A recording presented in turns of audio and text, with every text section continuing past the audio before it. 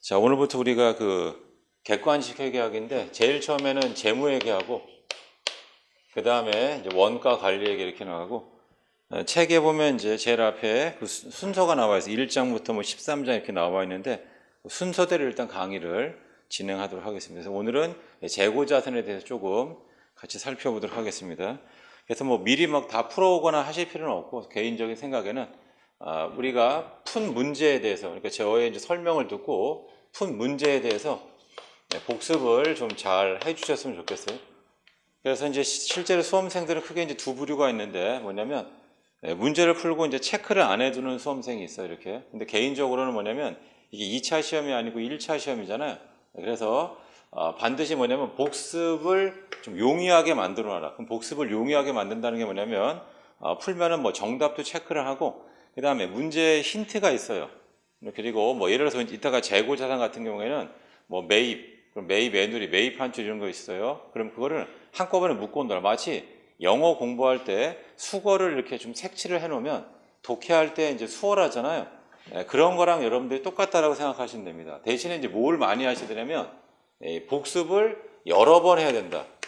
저는 이거를 이제 회독수 이렇게 얘기하는데 객관식 시험은 이제 뭐가 중요하냐면 시간 내에 빠르고 정확하게 문제를 풀어야 된다 이런 뜻이에요. 그러려면 이 문제가 이제 눈에 익어야 되고 그 문제가 눈에 익는다는 말은 뭐냐면 패턴이 눈에 보여야 된다 이런 뜻입니다. 그래서 2차 시험에 만약에 회계가 있으면 공부 방법을 이제 전면 개조해가지고 왜냐하면 주관식 시험까지 막 준비하고 해야 되니까 가장 기초적인 뭐 분계서부터 막 해놔야 되는데 우리는 객관식이에요. 그래서 결국 뭐냐 패스 여부만 중요하다. 내가 1차에 통과할 정도의 실력만 갖추면 된다 이런 뜻이에요. 그래서 가장 중요하게 생각할 건 뭐냐면 복습을 여러 번 하면서 패턴을 눈에 익혀야겠다. 그 훈련만 여러분들이 잘 하시면 되고 책에 있는 문제를 다 풀면 떨어지는 거예요. 지금 그렇게 하려고 지금 우리가 이제 수업을 진행하는 게 아니고 우리가 익숙한 문제를 하기 위해서 한다 이런 뜻입니다.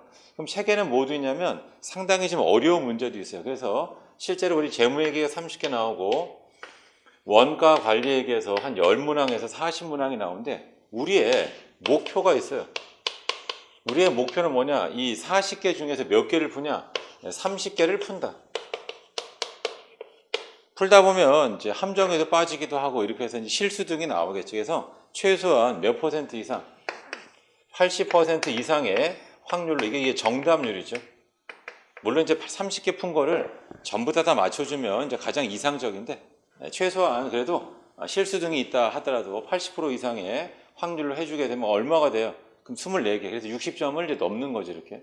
그 다음에 나머지 10개는 뭐 하는 거예요? 나머지 10개는 이제 한 번으로 찍는다. 그게 본인의 그날 운명이 되는 거죠. 난 2번으로 한다. 뭐 나는 4번으로 한다. 그게 자기 운명. 우리 확률상 오지선다니까 20%.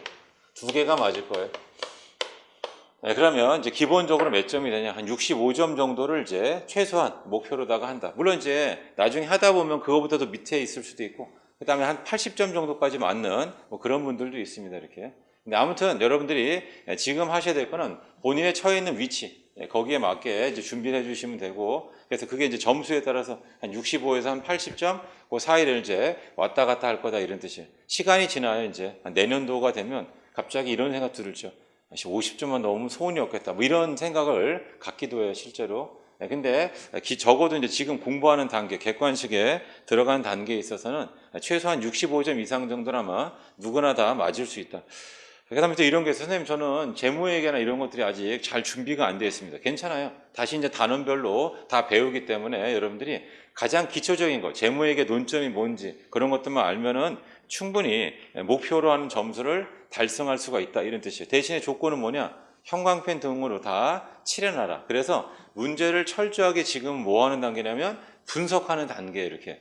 대신에 그 다음에 뭐 하냐면 이거를 여러 번 해독하는 거. 이게 가장 객관식에서는 최적화되어 있는 방법이 된다. 이런 뜻이에요. 선생님, 저는 한 번만 제대로 풀고 뭐 그렇게 해서 시험장 가겠습니다. 그러면 거의 100% 실패한다. 이렇게 보시면 돼요. 그래서 눈에 문제가 익어야 되고 나중에는 풀이 방법 같은 것들이 어떤 정해진 패턴에 따라서 계속 반복되다 보니까 풀이 방법이 거의 외워진다라고 여러분들이 생각을 해주시면 되겠습니다.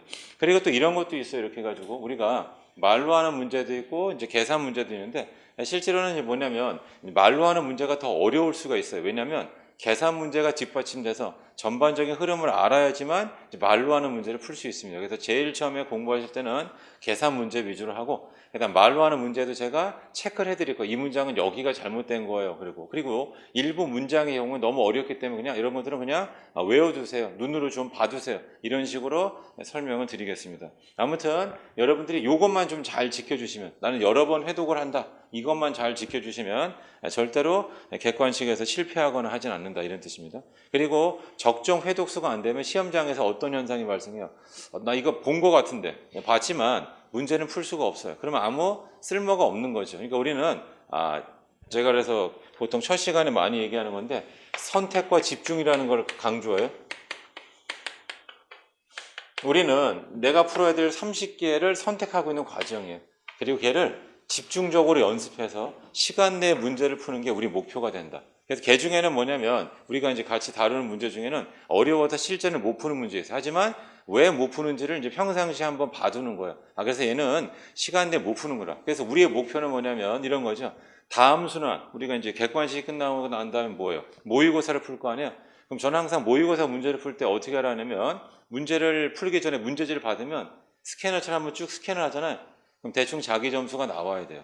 이렇게 나는 한 24개 맞힐 것 같다, 한 28개 맞힐, 거기는 찍는 것도 다 포함해서 말씀을 드리는 겁니다. 이렇게. 그리고 문제를 푸세요. 그 다음에 시간을 재고 풀어야죠. 당연히 채점하기 전에 다시 또 적어야 돼요. 나 몇 개 맞힌 것 같다, 이렇게 그 느낌. 그리고 실제 채점했을 때 그 느낌과 유사하게 나오면 나올수록 이제 실력이 좋다, 이렇게 보시면 되겠습니다. 그래서 우리의 목표는 명확하죠. 1차 시험에 이제 패스를 하는 거고, 지금 객관식 이제 과정을 거치면서 자신감을 갖는 거예요. 내가 회계학, 문환이 잘 할 수 있구나. 그렇게 하기 위해서는 뭐가 필요하다? 각 단원마다 문제 패턴 같은 거를 잘 파악하는 게 필요하다, 이렇게 보시면 되겠습니다.